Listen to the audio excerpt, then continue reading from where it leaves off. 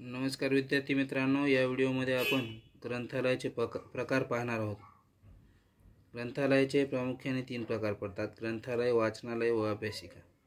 यामध्ये शिक्षक ग्रंथालय शिक्षकांना उपयुक्त पाठ्यपुस्तके, संदर्भ ग्रंथ, हस्तपुस्तिका, शब्दकोश, विविध साहित्याचे प्रकार, शैक्षणिक मासिके, राज्य व केंद्र पातळीवरील अहवाल या ग्रंथालयात उपलब्ध असतात। याचा शिक्षकांना उपयोग होतो। विद्यार्थी ग्रंथालय या प्रकारात विद्यार्थ्यांना उपयुक्त पाठ्यपुस्तके असतात।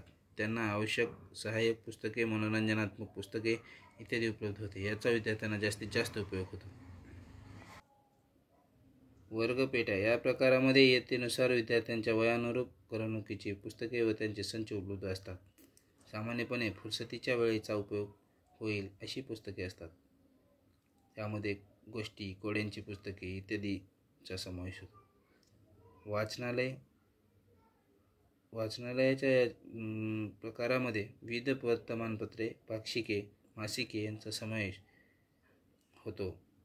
अशा प्रकारे ग्रंथालयामध्ये ग्रंथालय, वाचनालय व अभ्यासिका असे 3 विभाग असतात आणि यासाठी वेगवेगळ्या खोल्या असतात।